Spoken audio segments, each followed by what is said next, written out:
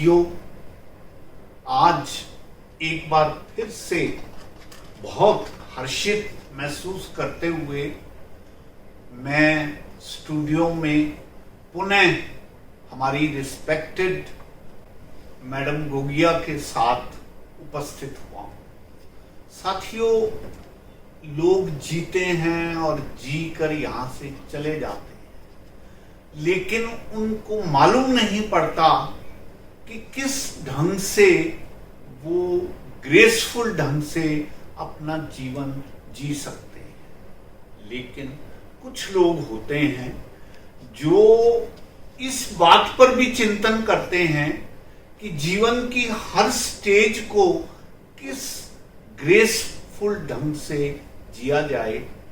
आज इसी विषय पर बात करते हुए मेरे पास पुनः मैडम गोगिया दिल्ली से उपस्थित हैं। हम इनका आभार व्यक्त करते हुए इनका स्वागत करते हैं और आज के टॉपिक के ऊपर अपनी बात शुरू करते हैं। मैम, आपका स्वागत। Thank you very much Mukesh sir और रेडियो बूज एक बारी फिर मेरे को यहाँ पर बुलाने के लिए। तो आज सर हम डिस्कस करना चाह रहे हैं एक बहुत ही different and sensitive. Yes, very sensitive. Yes, because जिनके पास ये होता है वो इतने लकी होते हैं yes. कि उन्हें एहसास नहीं। exactly. और जिनके पास ये नहीं होता वो एस्पायर करते हैं कि एक दिन हमारे पास भी होगा। वैसे भी अंजलि जी, मैं आपकी इस बात पे ये कहना चाहता हूँ कि जीवन की जितनी भी महत्वपूर्ण और उच्च कोटि की विधाएं हैं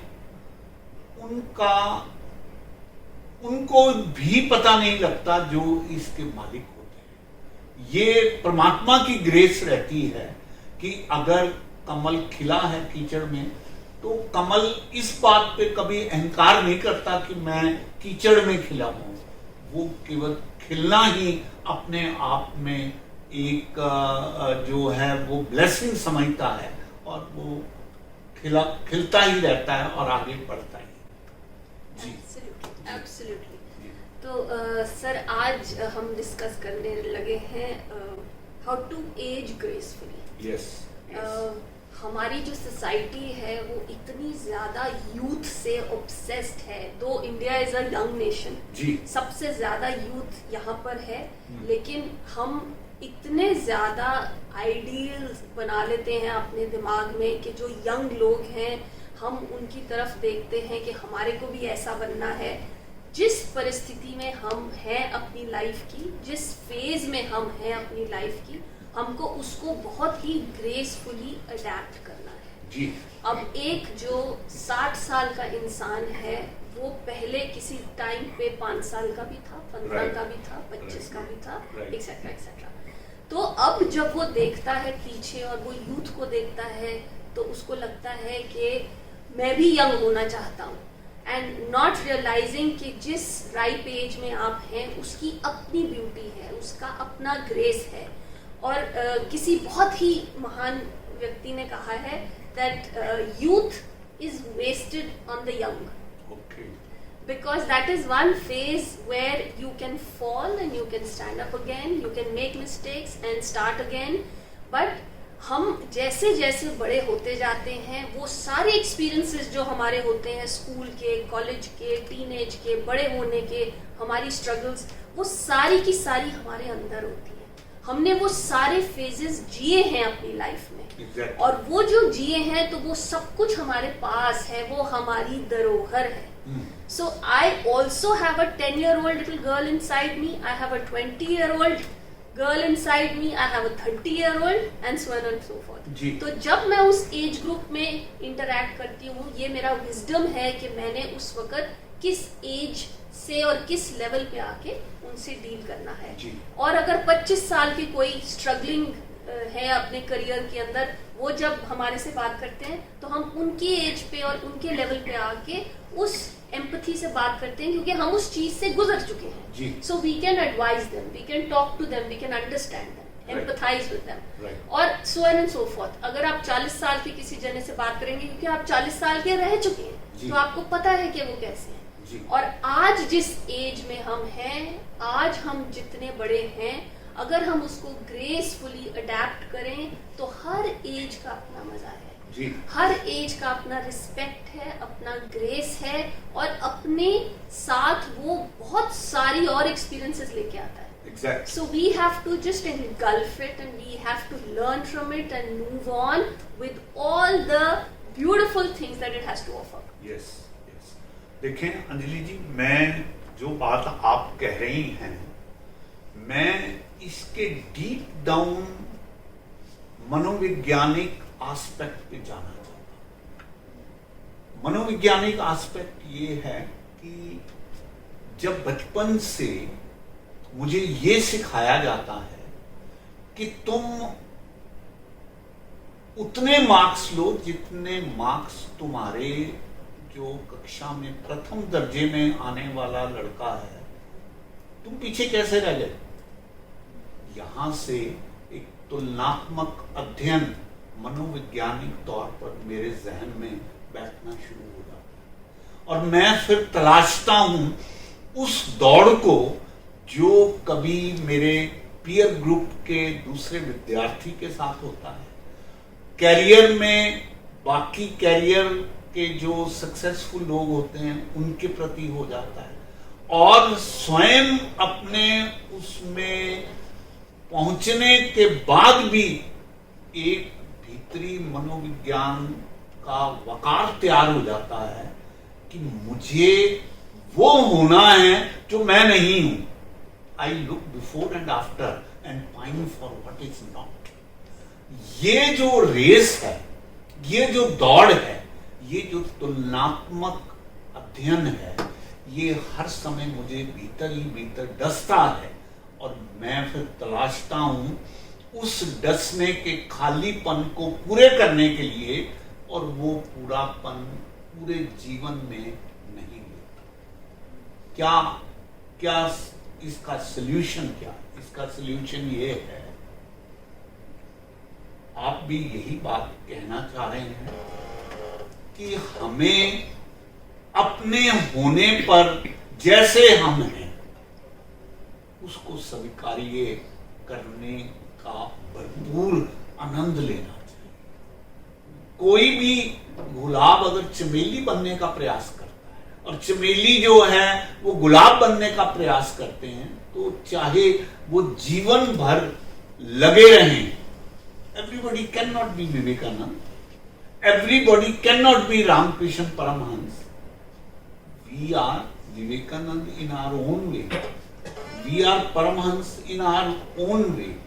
तो जो बात आप कह रहे हैं उसके पीछे के मनोविज्ञान को बताते हुए मैं ये बात कहना चाहता हूं कि जब तक आप इस दंश से नहीं बचेंगे कि मुझे कुछ और होना, जो कुछ मैं हूं उससे मैं अपने आप को प्रफुल्लित, आनंदित, उत्साहित महसूस नहीं करता, और मैं ये चाहता हूं कि मेरा स्वरूप देवानंद की तरह हो जाए, दिलीप कुमार की तरह हो जाए, शाहरुख खान की तरह हो जाए, तो हमेशा मैं उस होने को तो पूरा कर नहीं पाऊंगा, लेकिन अपने इस कमतर एहसास से हमेशा ग्रसित महसूस करूंगा। अगर ये वाली प्रवृत्ति खत्म हो जाए तो मैं ये समझता हूं कि जीवन की, जैसा कि आपने कहा है कि जीवन की हर एज में अपनी ग्रेस है, उस ग्रेस को एक्सेप्ट करना चाहिए, होनी चाहिए, तभी आप अपने होने का आनंद। आप देखें, आप तो बहुत आध्यात्मिक क्षेत्र में भी अध्ययन करती हैं, जितने भी संत महापुरुष हुए हैं सब यही तो कहते हैं कि स्वयं को जानो, और स्वयं को जानना क्या है? कोई अंदर हमारे रामायण महाभारत या शेक्सपियर तो नहीं लिखा हुआ, हमारे अंदर यही बात समझने की है कि मैं किन गुणों को लेकर पैदा हुआ। अगर उन गुणों को मैं साक्षात्कार कर लेता हूं, पहचान लेता हूं, तो मेरे भीतर एक जो कॉम्प्लेक्स की दौड़ है वो खत्म हो जाती है। और अंदाजा लगाएं, जब हमारे भीतर की वो दौड़ ही खत्म हो जाती है तो फिर क्या, फिर तो चारों तरफ सुख ही सुख है, और क्या है। एब्सोल्युटली सर, यहाँ पे मैं दो चीजें कहना चाहती हूँ जी कि each one of us has a yin and a yang। Yes. हम सबके अंदर एक ब्लैक है और एक वाइट है। एग्जैक्टली। और इस ब्लैक और वाइट को जानने के लिए हमारे को नॉलेज की वो लाइन चाहिए जी जो कि पहचान देगी कि ये हमारा ग्रे एरिया है और ये हमारा ऑरेंज एरिया है। या तो जब वो एक ज्ञान की लाइन आ जाती है, उससे हमारे को अपने बारे में जानकारी हो जाती है, हमारे को अवेयरनेस हो जाती है जी। हमारी एबिलिटी की और हमारी कैपेबिलिटी की। जी लेकिन same I would also like to point out over here कि each one of us and this entire society is like one big mosaic। Yes एक पेंटिंग है ये बहुत बड़ी सी, जिसके अंदर inclusivity is a very important part. Right. ये painting कभी भी सिर्फ ब्यूटी से अच्छी नहीं होती, बिल्कुल। It needs all the negative aspects also to complete it। Exactly. Now I am reminded of a story of a monk who was a very good gardener, he was a very good farmer। जी तो king ने उसको अपने बेटे को, Prince को, इस monk के पास भेजा और कहा कि आप इनसे ये हुनर सीख के आइए, जी। क्योंकि हमने अपना रॉयल गार्डन बहुत खूबसूरत बनाना है। जी तो प्रिंस साहब जाते हैं और मॉन्क से पूरी की पूरी नॉलेज लेकर आते हैं, वापस आते हैं, अपने हंड्रेड्स ऑफ गार्डनर्स को लगा देते हैं। तो मॉन्क कहते हैं कि मैं 3 साल के बाद आपका गार्डन देखने आऊंगा। जी तो बहुत मेहनत होती है, सब गार्डनर्स बहुत मेहनत करते हैं, बहुत खूबसूरत जेन गार्डन बनता है, ग्रीन और ब्यूटीफुल मैनिक्योर्ड लॉन्स और बहुत खूबसूरत बुशेस। तो 3 साल बाद मॉन्क साहब आते हैं और वो गार्डन देखते हैं और बहुत निराश होते हैं, बहुत निराश होते हैं। तो किंग अपने बेटे से पूछते हैं कि ये इतने अपसेट क्यों हैं? कहते हैं मैंने तो सब कुछ किया according to the rule book. Yes. उन्होंने कहा ऐसे ही गार्डन सुंदर बनेगा, मैंने वो सब कुछ किया है और फिर भी ये खुश नहीं। तो उन्होंने पूछा मॉन्क से कि आप खुश क्यों नहीं हो? तो मॉन्क ने कहा that it is too good to be true, yes this is not what life is, this is Right. Not what beauty is. तो उन्होंने जाकर ड्राइड लीव्स उठाए और सारे के सारे गार्डन में बिखेर दिए। जी Because there is no greenery without wilting, there Yes. is no tree without a dried leaf। Yeah. This is all a part of that beauty। All the yin, the yang, the young, the old, everybody is part of that big picture। Right. So the same way each one of us has that mosaic। हम सबके अंदर वो सारा कुछ है, जिसमें beauty भी है, यस जिसमें एक राक्षस भी है, Yes. जिसमें बहुत नेगेटिव थॉट्स भी हैं, Yes. बहुत पॉजिटिव थॉट्स भी हैं। Yes. ये हमारे ऊपर है यस कि हम कौन सी चीज को ज्यादा एनर्जी देते हैं। एग्जैक्टली हम जिस चीज को एनर्जी देंगे वो ही चीज ग्रो करेगी। एग्जैक्टली जिस पौधे को सनलाइट और पानी मिलेगा वो ही ग्रो करेगा। राइट। जो अंधेरे में रहेगा, जिसको हम वो एनर्जी नहीं दे रहे हैं, वो वहीं पे विल्ट हो जाएगा। यस तो it's our choice, it's our free will कि हमने अपने कौन से वाले क्वालिटी को उभारना है, हमने किस चीज को ग्रो करना है और किस चीज को खत्म करना है। एग्जैक्टली। मैम आपकी इस कहानी से मुझे खलील जिब्रान की एक पोएम याद आती है, जिसमें वो ये कहता है कि एक पेंटर बहुत ही खूबसूरत नौजवान की पेंटिंग पेंट करना चाहता है, तलाशता है, अंततः उसको एक ऐसा व्यक्ति मिलता है जो बहुत ही खूबसूरत है, जिसको शायद शब्दों में बयान नहीं किया जा सकता था, लेकिन रंगों में उतारा जा सकता। उन्होंने उस नौजवान की पेंटिंग पेंट करी और बहुत एप्रिसिएशन मिला उसको। लगभग 30-40 साल बाद उस पेंटर को ये ध्यान आया कि मैंने मोस्ट हैंडसम व्यक्ति की तो पेंटिंग कर ली पेंट, अब मैं उस वर्स्ट आदमी की पेंटिंग करना चाहूंगा who is not only ugly from outside but ugly from inside। फिर से तलाश में निकला, उसको एक व्यक्ति मिला, उसने उसको खड़ा किया और पेंटिंग करने लगा। जब वो पेंटिंग अंतिम क्षणों पे आ गई तो देखा कि वो जो जिसकी पेंटिंग कर रहा था वो व्यक्ति रो रहा था। उसने उससे पूछा कि भाई तुम रो क्यों रहे हो? कहता मैं इस बात पे रो रहा हूं कि मैं वही शख्स हूं, वही आदमी हूं जिसको तुमने as the most beautiful outside and within you किया था, क्योंकि वक्त के साथ मैंने अपनी उस सुंदरता को बनाए नहीं रखा, इसलिए मेरे अंदर धीरे धीरे करके वो करूपता उतरती थी। तो आपकी बात से 100% सहमत होते हुए कि हर एक व्यक्ति के भीतर ही सुंदरता और कुरूपता दोनों के देवता और राक्षस बैठे।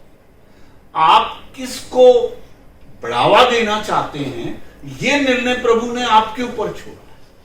तभी तो आप अपने डेस्टिनी के मालिक कहे जाते हैं कि आप उसको किस तरफ ले जाते हो और कहां पहुंचते हो और किस तरह से आप जीवन के नैया को आगे ले जाते हो। तो मैं आपसे पूर्णतः सहमत हूं कि हम सबका जो एजिंग प्रोसेस है बहुत कुछ सीखने को मिलता है, बहुत कड़वाहट मिलती है, बहुत रिश्ते ऐसे मिलते हैं जो मधुर ढंग से आपको जीवन भर प्रेरणा देते हैं, और ऐसे भी मिलते हैं जो आपको ठगते हैं, जो आपको ऐसे जख्म देते हैं कि आप चाहकर भी उन जख्मों को अपने साथ लेके चलते हो। लेकिन अंततः यदि आप संतुलन बनाते हो, बैलेंस रखते हो, तो फिर आप बुद्ध की श्रेणी के प्राणियों में आते हो जो ये कहते हैं कि सतत जागरण ही आपको आगे ले जा सकता है। मैं अक्सर अंजलि जी कहा करता हूं कि जागने से ही यहां बोध मिलता है, वरना खुद से कहां योग मिलता है। एक लंबी नींद है जो बनी रहती है और अंत में पछतावे का एक रोग मिलता है, अंत में पछतावे का एक रोग मिलता है। तो मैं ये चाहूंगा इस विषय पे आप कुछ कंक्लूडिंग बातें और बताएं, उसके बाद हम आगे जाएं। सर कंक्लूजन तो ये है कि अगर आप आज सुबह उठे हैं, चाहे आप 50 साल के हैं, चाहे आप 70 के हैं, चाहे आप 20 के हैं जी, सबसे पहले आप थैंक यू बोलिए, क्योंकि बहुत सारे करोड़ों ऐसे लोग हैं जो इस उम्र तक नहीं पहुंच सके। बिल्कुल ठीक है। तो ये ग्रेस है और ये शुक्रिया उस यूनिवर्स का कि जिसने हमारे को ये एक दिन और दिया है इस उम्र का, जीने के लिए, मेमोरीज बनाने के लिए, अपने ड्रीम्स को पूरा करने के लिए और अपने फ्यूचर को संवारने के लिए, लोगों को प्यार देने के लिए, लोगों से सीखने के लिए। तो हर वो एज जिसमें आप हैं, that is the best age, that is the best age, and today is the best day, make the most of it. So it is something that we all have to take with all its vices, with all its love, with all its colors. Each and every day in this age is the best for us. Yes. Make the most of it. Yes. And move on to a beautiful next day. Yes. And the next and the next. Yes. Anjali ji, आपकी concluding message से प्रभावित होते हुए मैं 4 पंक्तियां कहना चाहता हूं। इरशाद सर। कि तेरे सजदे में सर को नवाऊं तो क्यों ना नवाऊं, तेरे सजदे में सर को नवाऊं तो क्यों ना नवाऊं, और तेरे सजदे में सर को झुकाऊं तो क्यों ना झुकाऊं। तूने भी तो झोलियां भर भर के नवाजा है मुझको, फिर तू ही बता तेरे सजदे में गीत गाऊं तो क्यों ना गाऊं, तेरे सजदे में गीत गाऊं तो क्यों ना। क्या बात है। तो इन्हीं पंक्तियों के साथ हम आज का ये जो हमारा वार्ता है कि किस ढंग से ग्रेसफुली एजिंग प्रोसेस में से गुजरा जाए, उस लेसन को ध्यान में रखते हुए हम आज आपका आभार व्यक्त करते हैं पुनः। और हमारे पास कुछ एक हमारे श्रोताओं के पिछले टॉक्स के बेस पे कुछ प्रश्न आए हुए हैं, उन प्रश्नों को मैं आपसे करूंगा और जानना चाहूंगा कि आप हमारे श्रोताओं की जो एंजाइटी है उसको आप किस तरह से शांत करते हैं।